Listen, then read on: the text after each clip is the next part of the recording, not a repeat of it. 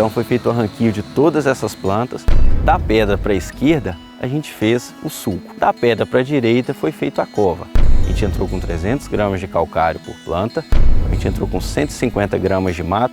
Então essas mudas foram reservadas desde janeiro de 2023. As plantas sofreram, murcharam. 30 dias a gente já veio com a primeira adubação e depois com 40 dias a primeira pulverização. Tudo bem, amigo cafeicultor? Nós estamos aqui hoje na nossa propriedade em Caparaó, onde eu vou mostrar para vocês um pouco da nossa área de plantio, do que nós fizemos e o principal, do preparo do solo, que é o segredo para atingir altas produtividades. E aqui hoje eu vou mostrar para vocês uma diferença, porque a gente teve uma particularidade onde metade do nosso terreno nós fizemos com sulco, na reta escavadeira, de esteira, e a outra metade nós fizemos cova com aquele motocoveador. E aí nós vamos ver um pouquinho das dificuldades de cada um, das vantagens de cada um e ver como que as mudas estão ficando em cada uma dessas situações.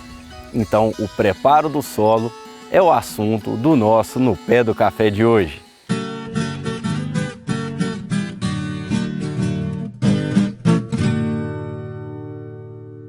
Hoje, quando se fala em cafeicultura de alta produtividade, o primeiro passo que temos que fazer é um bom planejamento da área.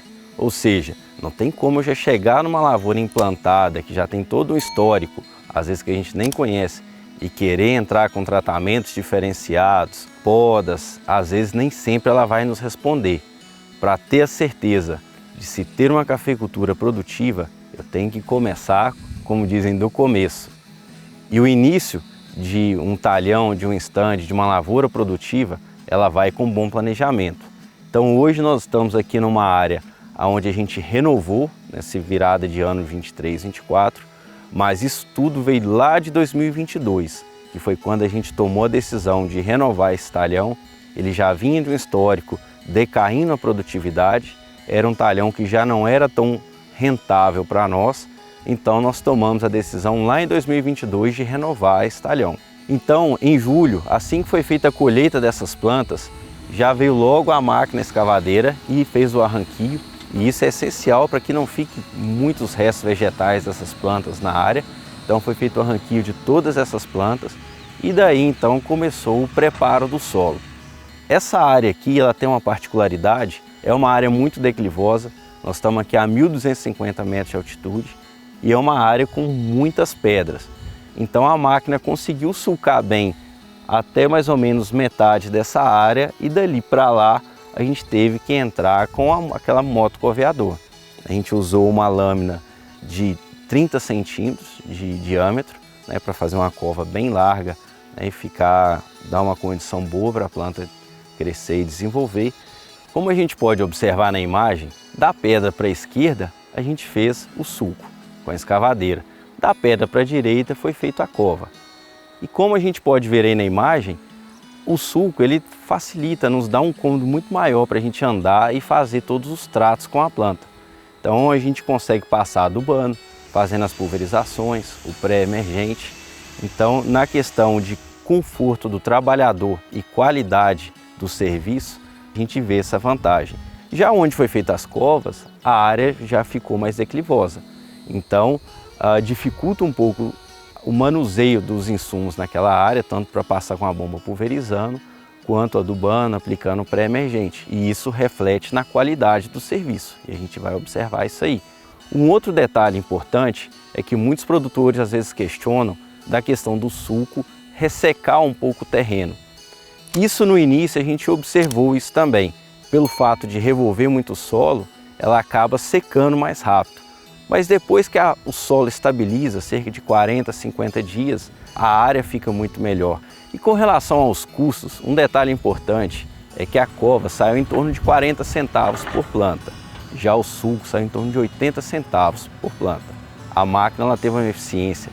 Detalhe, aqui nesse terreno, nessa condição, é lógico que isso vai variar de propriedade para propriedade e principalmente topografia.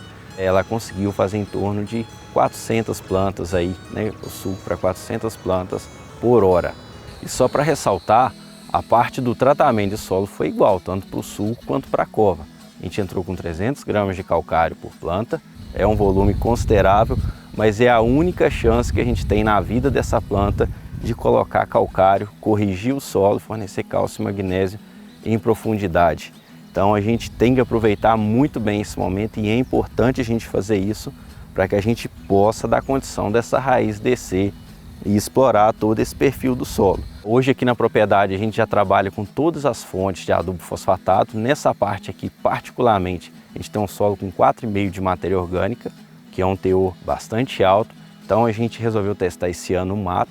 A gente entrou com 150 gramas de MAP, 100 gramas revolvidos no solo e depois 50 gramas em cobertura, coroando. E essa diferença entre as fontes fosfatadas é uma informação que a gente está buscando aqui para o nosso solo e é claro que a gente vai acompanhar isso aqui no canal e trazer para vocês se houve diferença entre uma e outra e se sim, quais que proporcionaram o melhor desenvolvimento das raízes e consequentemente o melhor porte, vigor e produção das plantas. Então, para começar, como eu disse, a gente fez uma seleção dessas mudas num viveiro de qualidade de minha confiança. Então essas mudas foram reservadas desde janeiro de 2023. Quando elas estiveram liberadas, já aptas para o plantio, a gente fez esse transporte com muito cuidado, optamos por transportar até em caminhão-baú para não haver aquela queimadura das folhas. E aí, sim, trouxemos elas para campo. Então o solo bem preparado, a cova bem feita e uma muda de qualidade. Passamos sim por esse período de estresse, de calor, de déficit hídrico, as plantas sofreram, murcharam, mas quando veio a chuva elas arribaram logo, então aqui todas vigorosas, já começando a dar a primeira cruza. Nós estamos aqui numa altitude de 1.250, uma região fria, então as plantas elas no clima mais frio elas não desenvolvem tanto, igual nas regiões de 800, 900 metros de altitude, mas devido à altitude elas estão indo muito bem, estão muito vigorosas e com boas perspectivas de crescimento.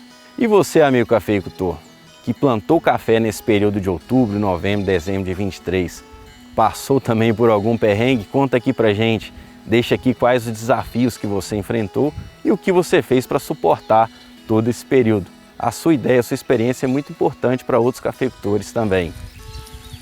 E a partir do momento que as plantas foram para o chão, a gente foi pego logo de surpresa com aquele sufoco, daquele calorão de início de dezembro, e aquela seca. E aí a gente optou por fazer uma aplicação de um produto fisiológico protetivo, que foi o Keep Green, que nos ajudou bastante. A gente via, nós deixamos a área sem aplicar e naquele auge do calor ali, 2, 3 horas da tarde, a gente vinha uma diferença significativa e ajudou bastante essas plantas manterem vivas. Logo em seguida a gente veio fazendo também o pré-emergente para segurar o mato na linha de plantio. Entre linha a gente deixou como estava. 30 dias a gente já veio com a primeira adubação, 20 graminhas ali do nitrato de cálcio e depois com 40 dias a primeira pulverização, colocamos um produto nutricional com mais um aminoácido e um hormônio para ajudar no crescimento e elas recuperarem, respirarem novamente, que aí já vieram já as chuvas ali no final de dezembro. E também fizemos, 50 dias após o plantio, a aplicação do inseticida de solo, para que a gente tivesse aí uma boa condição dessas plantas, e proteger do bicho mineiro. E na pulverização nós também colocamos um fungicida, para segurar também, combater o olho de pomba, e não deixar a cercosporiose vir nesses dias quentes e úmidos agora de janeiro. E um outro detalhe interessante que a gente pode observar, eu gosto muito de estar sempre analisando os serviços dos nossos colaboradores e conversando com eles também. A gente verificou que na adubação, a questão do coroamento das mudas, a gente viu logo em seguida da atividade feita, que a gente teve uma qualidade melhor dessa aplicação aqui na parte do sulco, devido à dificuldade de caminhar na parte das covas, elas já não ficaram tão bem feitas.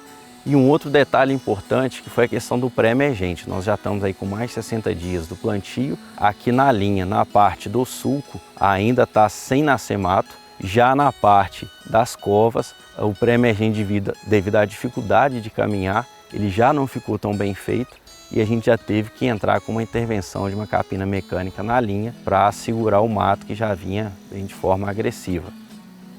Então é isso, cafeicultura de montanha não é nada fácil. Vocês puderam observar hoje aqui que a gente tem dificuldade como qualquer outro cafeicultor das montanhas E o nosso objetivo aqui no Pé do Café é exatamente isso aqui, que é trazer experiências tanto nossa quanto de outros produtores daquilo que deu certo e até daquilo que não deu certo, porque isso é importante para evitar possíveis erros. E eu quero aproveitar e pedir para você comentar aqui embaixo quais experiências que você já teve e que deram certo, né, ou não, na cafeicultura de montanha. Essa troca de experiência é muito importante para nós. E aproveita que ainda dá tempo de você deixar o seu like, isso é muito importante para o nosso canal. Muito obrigado por nos assistir, um grande abraço e até o próximo no Pé do Café.